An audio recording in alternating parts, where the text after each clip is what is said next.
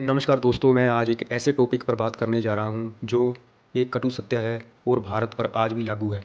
भारत अंग्रेज़ों का लगभग 200 वर्षों तक गुलाम रहा, जिसमें प्रत्यक्ष ब्रिटिश शासन की शुरुआत 1757 में प्लासी के युद्ध के बाद हुई और 15 अगस्त 1947 को भारत को आज़ादी मिली। अंग्रेज़ों ने फूट डालो और शासन करो की नीति कब अपनाई थी? आइए जानते हैं। अंग्रेज़ों ने फूट डालो और शासन करो की नीति का उपयोग 1857 के विद्रोह के बाद अपनाया। इस नीति का मुख्य उद्देश्य भारतीयों को धार्मिक और सांप्रदायिक आधार पर विभाजित करके एकता को तोड़ना था, ताकि राष्ट्रवाद या एकजुट विरोध प्रतिरोध को रोका जा सके और ब्रिटिश शासन को मजबूत किया जा सके। 1905 में लॉर्ड कर्जन द्वारा बंगाल का विभाजन भी इसी नीति के आधार पर हुआ था। आइए जानते हैं इस नीति को अपनाने के मुख्य कारण। 1857 के विद्रोह के बाद 1857 के विद्रोह में हिंदुओं और मुसलमानों ने मिलकर अंग्रेज़ों के खिलाफ लड़ाई लड़ी थी, जिससे ब्रिटिश सरकार भयभीत हो गई थी। इसके बाद उन्होंने भारतीयों को कमज़ोर करने के लिए जय नीति अपनाई। साम्राज्य का विस्तार।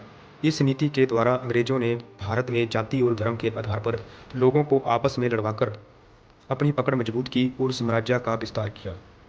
एकता को तोड़ना। अंग्रेज़ों का लक्ष्य किसी भी ऐसे नेता या आंदोलन को पनपने से रोकना था जो भारतीयों को ब्रिटिश शासन के खिलाफ एकजुट कर सके।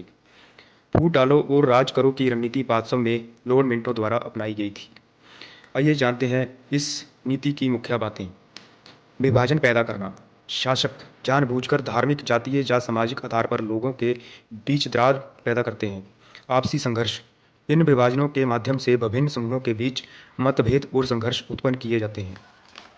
सामूहिक विरोध को रोकना। जब लोग आपस में लड़ रहे होते हैं तो वे शासक के विरुद्ध एकजुट होकर खड़ा नहीं हो पाते। प्रभुत्व बनाए रखना। संघर्षरत समूहों पर नियंत्रण रखना आसान हो जाता है, जिससे शासक का शासन लंबे समय तक बना रहता है। भारत में इसका प्रयोग। यह एक प्रमुख ब्रिटिश और निवेशक नीति थी, जिसका उपयोग भारत पर अपना शासन बनाए रखने के लिए किया गया, जो कि आज भी भारत पर लागू है। अगर वीडियो पसंद आई तो लाइक एंड शेयर जरूर कीजिएगा। धन्यवाद।